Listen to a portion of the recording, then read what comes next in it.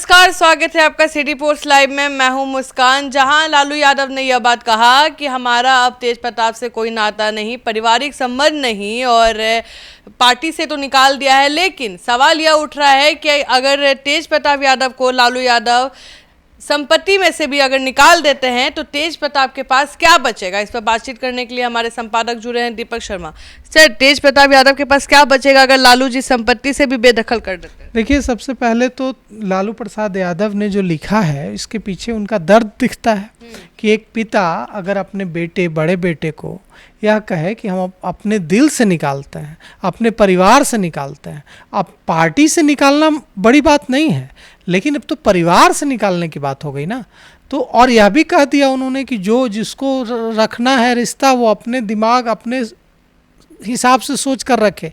मतलब यह चेतावनी भी दे दी शुभचिंतकों को कि उनसे रिश्ता न रखा जाए इशारों में।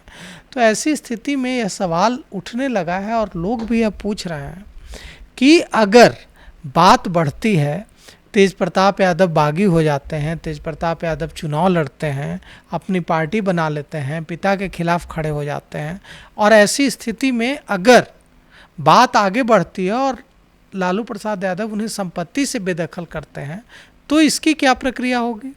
और अगर वे संपत्ति से बेदखल कर दिए जाते हैं तो तेज प्रताप यादव क्या गरीब हो जाएंगे, उनके पास कुछ नहीं बचेगा? तो हम आपको बता दें कि ऐसा नहीं है। सर, पहला सवाल हमारा ये है कि तेज प्रताप यादव को अगर लालू यादव निकालना चाहे तो क्या ये संभव है कि बेटे को अपने जायदाद से निकाल दे? बिल्कुल संभव है कि कोई भी पिता वसीयत बनाकर अपनी जो स्वार्जित कमाई गई, खुद से कमाई गई जो संपत्ति है उससे अलग कर सकता है। सवाल ये उठता है कि अगर लालू प्रसाद यादव तेज प्रताप यादव को अलग कर भी देते हैं तो तेज प्रताप यादव को कोई बहुत फर्क पड़ जाएगा? ऐसा नहीं है।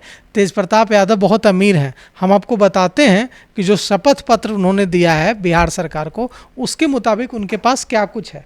देखिए, जनवरी 2024 में जो सरकार को उन्होंने शपथ पत्र एफिडेविट दिया है उसकी अगर बात करें, सिर्फ उसी को मान लें कि बस इतनी ही संपत्ति है उनके पास, तो भी तेज प्रताप के पास करोड़ों रुपए हैं।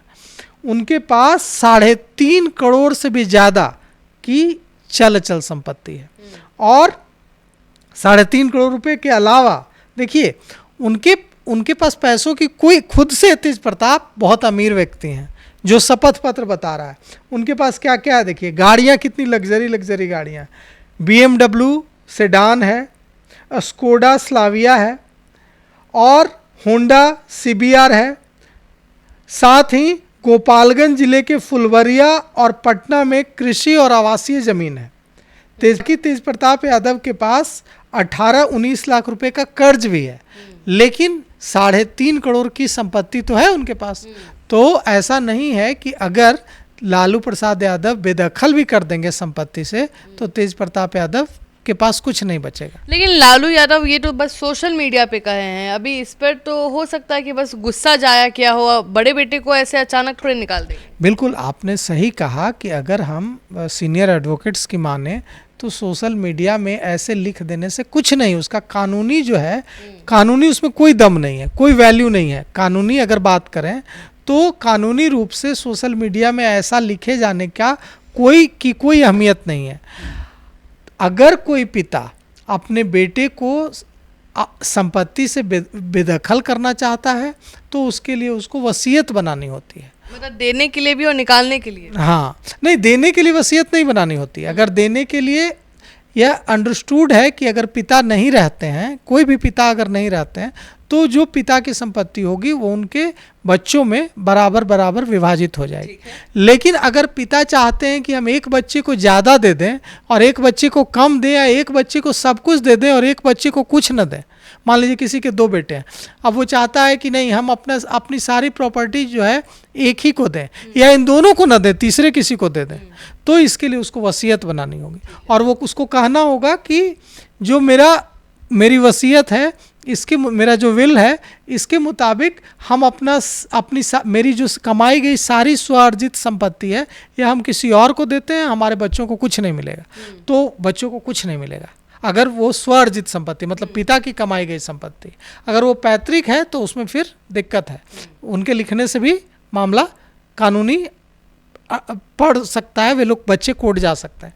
लेकिन अगर पिता ने खुद से कमाई हुई संपत्ति है, खुद से कमाई हुई उनकी संपत्ति है, और अगर वो विल बना देते हैं, वसीयत बना देते हैं कि नहीं हम अपनी सारी संपत्ति फला व्यक्ति को देते हैं और कुछ नहीं देते हैं अपने बच्चों को, तो कुछ नहीं मिलेगा। अगर पिता लिख देते हैं कि नहीं हम अपनी सारी संपत्ति एक ही व्यक्ति, एक ही बच्चे को देंगे और 2 बच्चों को कुछ नहीं मिलेगा, तो नहीं मिलेगा। तो अभी हम लोग इस बात को उतना अहम ना समझे क्योंकि वो बस सोशल मीडिया तक है। बिल्कुल, इसका कानूनी जो है कोई कानूनी वैल्यू नहीं है कि अगर कोई पिता अगर लिखता है सोशल मीडिया में कि हाँ वो मेरे परिवार का हिस्सा नहीं है और मेरा कोई रिश्ता नहीं है, तो यह सिर्फ एक दर्द भर है, इसका कोई कानूनी महत्व नहीं है। और इससे ऐसा नहीं होगा कि संपत्ति में किसी तरह की जो हिस्सेदारी है वो कम हो जाएगी इनकी, तेज प्रताप यादव की। तेज प्रताप यादव को जब तक वे लालू प्रसाद यादव एक वसीयत नहीं बनाते हैं और वसीयत में मेंशन नहीं करते हैं अपने विल में कि हम तेज प्रताप यादव को मैं नहीं दूंगा अपनी जो मेरी स्वार्जित संपत्ति है उसमें कोई हिस्सा, और राबड़ी देवी बनाती हैं विल के नहीं दूंगा, तभी तेज प्रताप यादव के लिए मुसीबत होगी। हालांकि देखिए तेज प्रताप यादव को पैसे की कोई दिक्कत है नहीं, क्योंकि जैसा कि हमने बताया जो उन्होंने बिहार सरकार को शपथ पत्र दिया था उसमें 3.5 करोड़ से ज़्यादा की संपत्ति तो उनके पास है, और उनके पास कैश भी है, लग्जरी कार्स, लग्जरी गाड़ियां भी हैं। तो ऐसा नहीं है कि तेज प्रताप यादव को कोई दिक्कत होने लगेगी। वे विधायक हैं, उनके पास घर भी है रहने के लिए, और उनके पास पैसे भी हैं, उनके समर्थक भी हैं जो उनके लिए तैयार हैं। सोशल मीडिया में देखिए कितना कुछ लिखा जा रहा है कि जब तेज प्रताप यादव आएंगे तो उनका कैसे स्वागत किया जाएगा और उनको चुनाव लड़ाया जाएगा, उनको कोई रोक नहीं सकता है, उनकी पार्टी जो है बनाई जाएगी, ऐसे भी संकेत दिए जा रहे हैं। तो मतलब यह मामला अभी शुरू हुआ है, यह मामला खत्म नहीं हुआ है। ऐसा नहीं है कि तेज प्रताप यादव के बारे में को निष्कासित कर दिया लालू प्रसाद यादव ने। अब लालू प्रसाद यादव के राजद से निष्कासित करने के ऐलान के बाद तेज प्रताप यादव मालदीव में ही बस जाएंगे और वे भारत बिहार लौट कर नहीं आएंगे। ऐसा नहीं होने वाला है, जल्द प्रकट होंगे तेज प्रताप, और जब वे प्रकट होंगे तो पूरी ताकत से प्रकट होंगे और वे ऐलान कर सकते हैं, जैसे कि हमारे सूत्र बता रहे हैं कि इस बार वे महुआ से चुनाव लड़ने का ठान चुके हैं, जहां से मुकेश रोशन विधायक हैं। और अगर तेज प्रताप यादव महुआ से लड़े तो मुकेश रोशन तो गए, मुकेश रोशन का हारना तो तय है। तो पहले ही जब ये सूचना मिली थी, कुछ समय पहले तेज प्रताप यादव ने ऐलान किया था कि मैं महुआ से चुनाव लड़ूंगा, तो मुकेश रोशन छाती पीट कर पूरा आंसुओं के साथ रोने लगे थे, उनका वीडियो वायरल हुआ था। उसके बाद लालू प्रसाद यादव आगे आए थे और उन्होंने उनको अपनी गाड़ी में बैठाया था मुकेश रोशन को, और यह इशारा दिया था कि वो मुकेश रोशन को कितना मानते हैं और तेज प्रताप यादव के बोलने से कुछ नहीं होता। उन्होंने भरोसा दिलाया था कि मुकेश रोशन ही महुआ से राष्ट्रीय जनता दल के प्रत्याशी होंगे। इसके बाद मुकेश रोशन ने को शांति मिली थी कि हाँ मेरी सीट कहीं नहीं जा रही, लेकिन अब तो बागी हो जाएंगे तेज प्रताप यादव जैसी की उम्मीद है।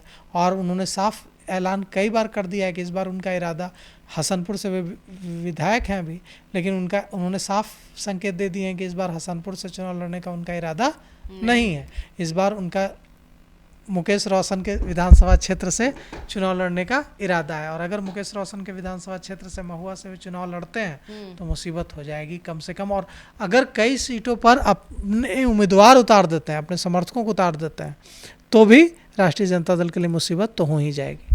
तो आप सुन रहे थे इस पूरे डिबेट को, और आप भी अपना ओपिनियन देना ना भूले। तब तक के लिए बने रहे हमारे साथ, धन्यवाद।